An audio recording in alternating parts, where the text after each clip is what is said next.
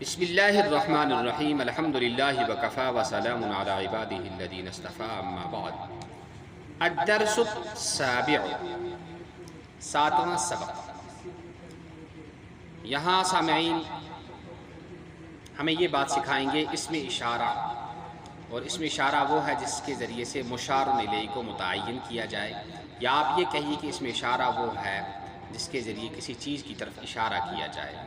تو جس کے ذریعے سے اشارہ کریے اس کو کہتے ہیں اسم اشارہ، اور جو اس کے بعد آئے گا اس کو کہتے ہیں مشار الیہ۔ تو یہ اسماء اشارہ ہے۔ ھذا یہ مذکر قریب کے لیے آتا ہے، ذالک یہ مذکر بعید کے لیے آتا ہے، ھذہ یہ واحد مؤنث قریب کے لیے آتا ہے، تلک یہ واحد مؤنث بعید کے لیے آتا ہے، یعنی دور کے لیے۔ اگر قریب ہے مذکر ہے تو آپ کہیں گے ھذا، اگر دور ہے مذکر ہے تو آپ کہیں گے ذالک، اگر قریب ہے نزدیک ہے تو آپ کہیں گے ھذا، اگر دور ہے اور مؤنث ہے تو آپ کہیں گے تلک۔ اور مذکر مؤنث کی اور بھی علامتیں ہیں، لیکن مذکر مؤنث فی الحال میں آپ کو بتا دیتا ہوں کہ جس کے آخر میں گولتا نہ وہ مذکر ہے۔ تو یہ مذکر ہے، دیکھو اس کے آخر میں گولتا نہیں، یہ جو ہے یہ مؤنث ہے، یہ اسم مؤنث ہے کیونکہ اس کے آخر میں گولتا ہے۔ تو چلیے سبق پڑھتے ہیں۔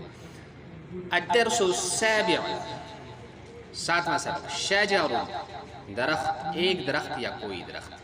الشجر درخت جس کے شروع میں الف لام نہیں ہوگا، معرف باللام جو نہیں، اس کو آپ کہیں گے کوئی درخت یا ایک درخت، کوئی یا ایک اس کے ترجمے میں کہیں گے، اور اس کے میں کوئی یا ایک نہیں کہیں گے، یعنی کہ جس کے شروع میں الف لام۔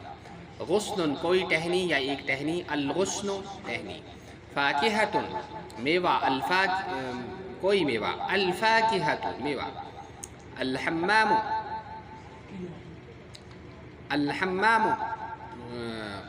غسل خانہ یا باتھ روم جس کو کہتے ہیں۔ طری تر، یابس سوکھا، ناضج پکا، زرقاء نیلا۔ ھذا شجر یہ درخت ہے، ھذا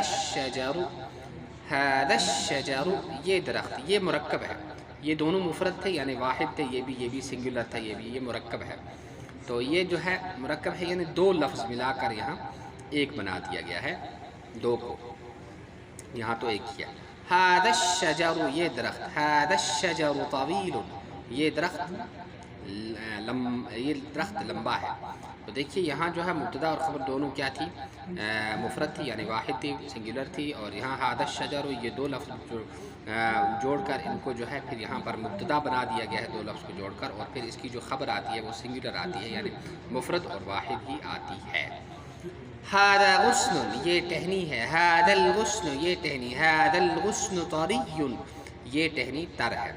ذالک غصن وہ ٹہنی ہے، ذالک الغصن وہ ٹہنی، ذالک الغصن یابس وہ ٹہنی سوکھی ہے۔ ھذہ فاکہۃ یہ میوہ ہے، ھذہ الفاکہۃ یہ میوہ، ھذہ الفاکہۃ ناضجۃ یہ میوہ پکا ہے۔ تلک سبورۃ وہ تختہ سیاہ ہے یا بلیک بورڈ ہے۔ تلک السبورۃ وہ بورڈ، تلک السبورۃ سوداء وہ بورڈ کالا ہے۔ تلک ستارۃ وہ پردہ ہے، تلک الستارۃ وہ پردہ، تلک الستارۃ زرقاء وہ پردہ نیلا ہے۔ تمرین معنی مشق یا آپ کہیے پریکٹس۔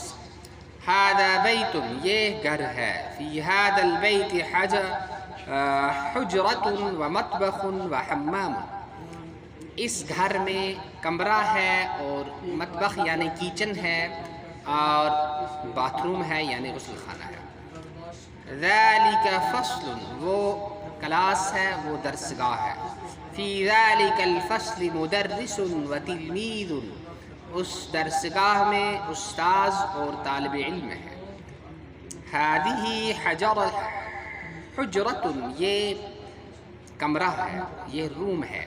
فی ھذہ الحجرۃ سریر ومنضدۃ وکرسی اس روم میں، اس کمرے میں بیڈ ہے، ڈیسک ہے اور کرسی ہے۔ تلک حجرۃ وہ کمرہ ہے، لتلک الحجرۃ باب ونافذۃ وفتحۃ اس کمرے کا دروازہ ہے اور کھڑکی ہے اور روشن دان ہے۔ کیف هذه الفاکہہ، یہ میوہ کیسا ہے، هذه الفاکہۃ ناضجۃ، یہ میوہ پکا ہے، کیف تلک الستارہ، وہ پردہ کیسا ہے، تلک الستارۃ زرقاء، وہ پردہ نیلا ہے، ما فی هذه الحجرہ، اس کمرے میں کیا ہے، فی هذه الحجرۃ سریر، اس کمرے میں بیڈ ہے، اور اس کو آپ بول سکتے ہو تخت ہے۔ اللہ تعالی ہمیں صحیح طرح سے علم کو محنت کے ساتھ، شوق کے ساتھ پڑھنے، اس پر عمل کرنے اور اخلاص کے ساتھ اس کی نشر و اشاعت اور تبلیغ کی توفیق نصیب فرمائے۔ سبحان اللہ بحمدہ، سبحانک اللہم وبحمدک، ونشہد ان لا الہ الا انت ونستغفرک ونتوب الیک۔ سبحان ربک رب العزۃ عما یصفون، وسلام علی المرسلین والحمد للہ رب العالمین، والسلام علیکم ورحمۃ اللہ وبرکاتہ۔